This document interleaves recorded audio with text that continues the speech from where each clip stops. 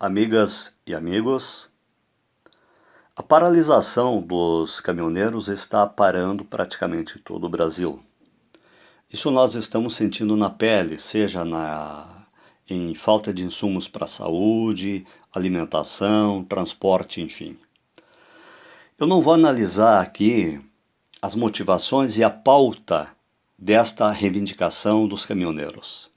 Eu quero analisar aqui a motivação, sim, o que levou a esta paralisação e as alternativas que temos. Essa paralisação, ela apenas se concretizou e ela acontece pelo elevado preço do nosso combustível, da gasolina e principalmente relacionado aos caminhoneiros, o óleo diesel. Esse preço acontece por uma lógica que envolve três questões fundamentais. Primeiro, porque o preço do nosso combustível, que antes era estabelecido de forma controlada pelo governo federal, hoje está atrelada a uma lógica de mercado. Ou seja, a alteração do preço do combustível a nível internacional muda o preço do nosso combustível aqui no Brasil. Como se nós, brasileiros, não tivéssemos suficiência, não pudéssemos ser autossuficiente na extração e no refino do nosso petróleo. Antes não era assim. Esta política foi adotada pelo governo do presidente golpista Michel Temer. Segundo lugar, pela entrega das nossas grandes reservas de petróleo, entre elas o pré-sal, que deveria ser o nosso passaporte para o futuro, que deveria ser a nossa riqueza para investimento em saúde e educação, estão sendo entregues hoje, e principalmente o pré-sal, para as grandes empresas multinacionais de petróleo. Portanto, o pré-sal e o nosso petróleo estão deixando de ser nossos. E por isso, a atrelação ao preço do mercado internacional e a elevação constante dos preços que nós estamos vendo todos os dias. Em terceiro lugar, a desoneração fiscal que o governo Temer está dando para estas grandes empresas.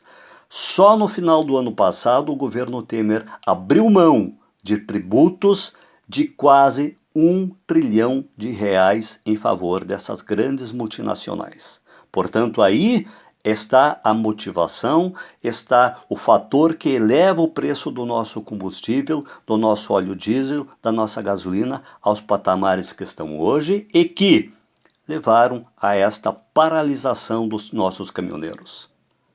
A solução para isso? Bem, a solução a curto prazo é o retorno à prática de controle, à prática do governo assumir em suas próprias mãos o controle do preço do nosso combustível, do nosso petróleo. Se o petróleo é nosso, o preço tem que ser estabelecido por nós, pelo governo, e não por uma lógica de mercado que favorece apenas as grandes empresas multinacionais e meia dúzia de grandes acionistas da Petrobras. O petróleo é do povo brasileiro e deve estar à disposição para que possa ser consumido com valores razoáveis, praticáveis considerando a nossa situação econômica. Esse é o grande problema e esta é a alternativa a curto prazo, voltar à política de estabelecimento de preço que nós tínhamos antes. A médio e longo prazo, nós temos a alternativa de tomar novamente as rédeas da democracia em nossas mãos. Não vamos nos iludir.